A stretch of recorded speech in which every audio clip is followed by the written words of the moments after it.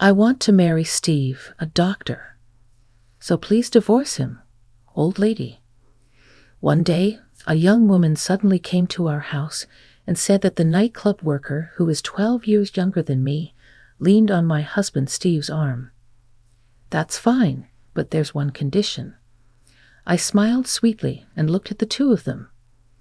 I'll submit the divorce papers in front of you, so will you two submit your marriage registration in front of me? The two, who had been dumbfounded, smiled scornfully and accepted, trying not to burst out laughing. The three of us headed to the law office. First, I am Cindy Holmes, 33 years old, and I work at a certain hospital. My husband Steve, of the same age, also works at the same hospital, and we had a workplace marriage. We don't often have days off together because we both have night shifts, and we haven't had children yet. Previously, both my parents and my in-laws mentioned wanting grandchildren, but now they seldom do, since we are both busy, and there are sudden calls. They seem to think that as long as I work at this hospital, having grandchildren is impossible. I feel a bit guilty towards our parents, but I find my current job very fulfilling. Steve also liked his current job and occasionally participates in skills improvement seminars. Therefore, his hard work at the hospital is well regarded, and we have been living busy but fulfilling days. The reason I started to have complaints about Steve began when the rules we set when we got married started to be disregarded. Initially, since we both have demanding jobs, we clearly set some rules regarding household chores. One of those was, the one who is not on night shift does the housework. It is because the one who is on night shift tends to be exhausted. Both Steve and I have regular night shifts, making it difficult to share household chores by day or type. Therefore, we decided to base it on whether one has night shifts or not.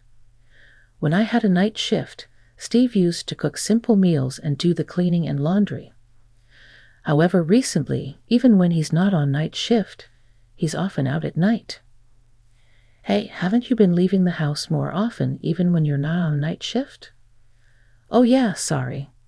There have been many seminars lately. I guess the instructor likes me. He keeps inviting me out for drinks. I initially refused, but you can't keep saying no. Once I accepted, I kept getting invited. Sorry, I'll ask him to reduce the frequency. Indeed, at this time, the hospital was conducting various seminars, some of which invited external instructors. Remembering this, I gently tapped his shoulder.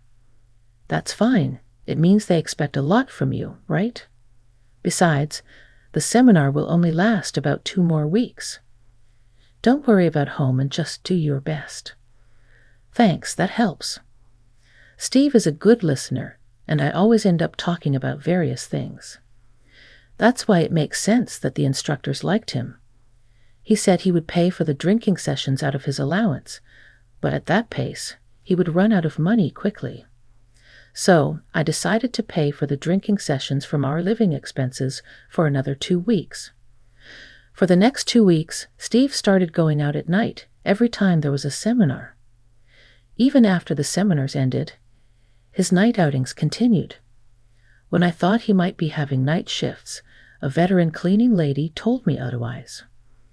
Dr. Holmes hardly has night shifts recently. We'd prefer to leave it to the young men since there are many elderly here. Apparently, he continued to go out at night even when he wasn't scheduled for night shifts.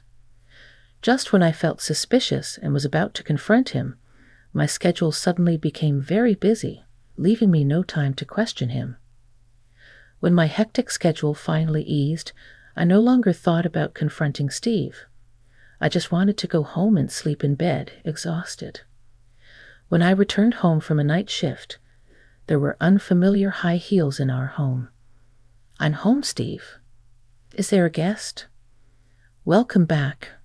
Sorry for the suddenness, but there's something I need to talk about. When I went to the living room, there was an unfamiliar woman sitting next to him on the sofa. The woman, who looked about college age, was clinging to Steve's arm. Can I put my bag in my room? Yeah, that's fine, but I want you to hurry if possible. The atmosphere clearly wasn't good, so I sighed and went to put my bag in the room. I returned to the living room, still in my work clothes, and sat directly across from Steve and the woman. This is our first meeting, isn't it? So what do you need from me today? Nice to meet you. I'm Emma. I came today because I want you, old lady, to divorce Steve. I was more annoyed by her childish way of speaking than by her calling me an old lady. While holding my throbbing head, I looked at Steve, who momentarily faltered but then firmly met my gaze. Emma works at the nightclub I visited with the instructor. She's a college student working part-time to pay for her tuition, and she's really earnest. A college student? No offense, but how old are you? Are you even an adult? I'm 21 years old. That makes me 12 years younger than you, Auntie. That's hilarious. I gave up on retorting what was so funny and glared at Steve. So, you cheated on me when I was busy, and now you want to divorce me to be with a younger girl. Is that right? Why do you have to put it in such bad terms? I just want to take care of Emma for the rest of my life. You can live on your own, but she needs me. Wow, you are so cool. I sighed as the two began to get cozy arm in arm right in front of me. Steve was completely smitten with Emma, finding everything she said adorable, which was incredibly irritating. When I called Emma by her name, she looked at me with a triumphant grin. Do you really want to marry this man? Even if you get married, he's the type to keep going to nightclubs and spouts nothing but pretentious nonsense. Won't you regret it? Of course I want to marry him. After all, Steve is a doctor and earns a lot. That's terrible to say. It's all nonsense. He promised he won't go to nightclubs after marrying me. We're in love, so it'll be fine. Steve then hugged her, visibly moved, and they retreated into their own world again. I looked at him with dismay, but our eyes never met. All right, if you two have decided, I'll grant you a divorce. But there's one condition. What's the condition? Oh, you mean division of property? I shook my head at his words and smiled sweetly at them. We're going to the law office now. After Steve and I submit our divorce papers, then next, I want you, Steve, and Emma to submit your marriage registration to the city office, just in front of me. That's all. The two were stunned by my words, but soon stood up delighted, realizing that was all at the law office. Steve and I first submitted our divorce papers, then I asked the lawyer to initiate divorce proceedings as soon as possible in order to enable Steve to remarry Emma quickly. 6 months later, our divorce was finalized. At last, the three of us headed to the city office and Steve and Emma filled out the marriage registration, and I signed as a witness. I helped Emma handing over her driver's license to the clerk. People around there gazed at me, which made me uncomfortable. The atmosphere of an ex-wife helping her former husband's new wife with the paperwork was uncomfortably conspicuous, and the clerk's eyes darted around. I felt a bit sorry, but I was too pleased with myself. I then went straight home, took all my belongings, and moved them to my parents' house. I hadn't shopped much due to my busy schedule, so I only took valuables and clothes, leaving the household items behind. I packed everything into a suitcase and moved by car within a day. When I got to my parents' house, they were furious with Steve, but I calmed them down with a smile. Don't worry, I'm not just going to let this go. I'll make sure they both get what they deserve. 3 days later, I was called to the hospital reception. There's a woman here demanding to see you, Dr. Holmes. What should I do? Please direct her to an available room. I'll come as soon as I finish with my current patient. When I arrived at the designated meeting room, Emma was there, as I had expected. Seeing me in my white coat, she widened her eyes in surprise. Hello, I'm Dr. Holmes, an internist. I've managed to spare 5 minutes between consultations, so let's make this quick, shall we? What do you mean he wasn't a doctor, and you are, huh? She was panicking, but there was no time to calm her down. I told her with a smile, "It's true that Steve works at this hospital, but he's a janitor. He's an important staff member responsible for everything from cleaning to disinfecting." What? He tricked me. She slammed her hand on a desk and started muttering complaints about him. You did listen back then, right? I told you, Steve is a man who only brags and spouts nonsense. It's going to be tough, but good luck with your life from now on. You're joking. If he's not a doctor, I don't need such an old man. I waved my hand at her, who looked like she was about to explode, and left the meeting room. I could hear her trying to stop me, but I rushed back to the consultation room. I fist-bumped a nurse who knew the situation, caught my breath, and then called in the next patient. Later, Emma found Steve working at the hospital and demanded a divorce. As Emma shouted that there was no point in marrying him if he wasn't a doctor, he yelled back that love doesn't care about occupation. The spectacle of their argument was witnessed by the patients waiting for consultations, and the nurses quickly spread it throughout the hospital. Even the whispers of the people around them didn't reach the heated pair, and the situation escalated until security had to intervene. Just before the police were called, Emma fled the hospital and Steve chased after her.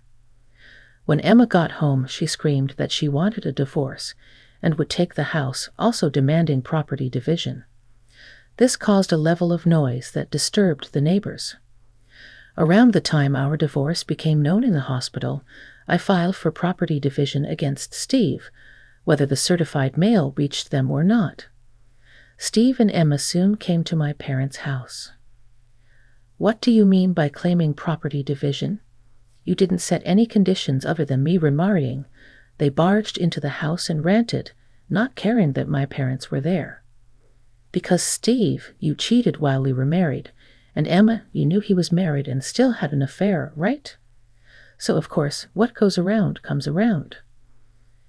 Emma, you could help him pay that money. Don't mess with me. I did nothing wrong, and I definitely won't pay. Are you that desperate for money? Even becoming a doctor hasn't cleaned up your greedy attitude. Despite Emma and Steve's yelling, it didn't bother me at all.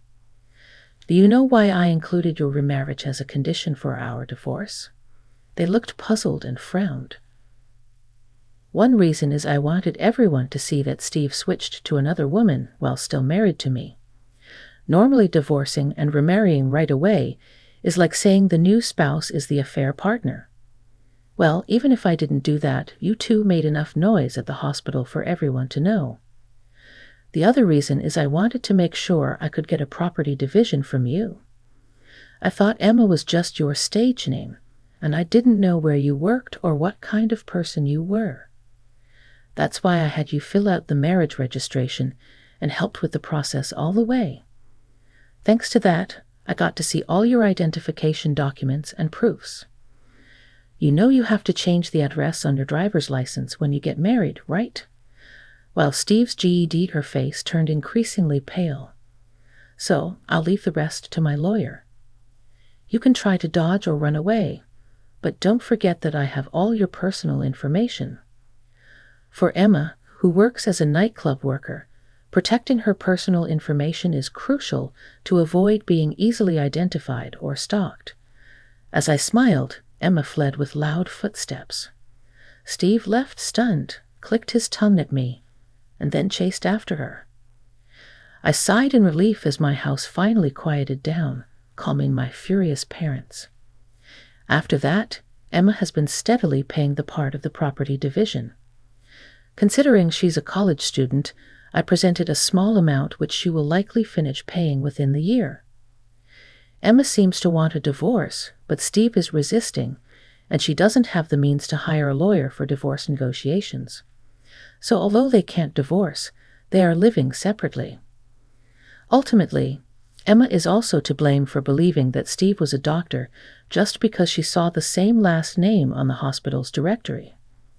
Even though she's still a college student working in customer service, it should have taught her to draw clear lines between customers and employees. Maybe a well-paying doctor seemed like an ideal marriage partner for a young woman, but getting involved with a married man was inexcusable. This incident has taught her a painful lesson about the consequences of recklessly destroying someone's family. As for Steve, he disappeared from the hospital without me having to do anything. In fact, after he left the hospital to chase Emma, he was in the middle of his shift. Therefore, the veteran janitor, who is Steve's boss, was furious. Her facer with anger, she wrote, "Left work without permission due to a romantic dispute," in big letters on his shift schedule. This news quickly spread to other janitors who were off that day. The uproar became hot news among the staff and patients, spreading their versions of the story. As a result, Steve, maligned and ostracized, eventually broke down when no one would even return his greetings. One day, he abruptly resigned.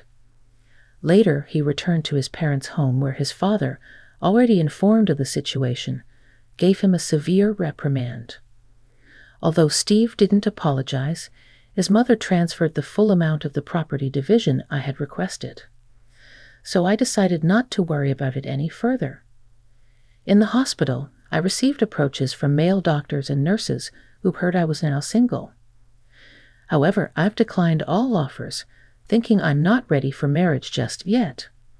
I continue to work as an internist, busy but dedicated to each patient I see.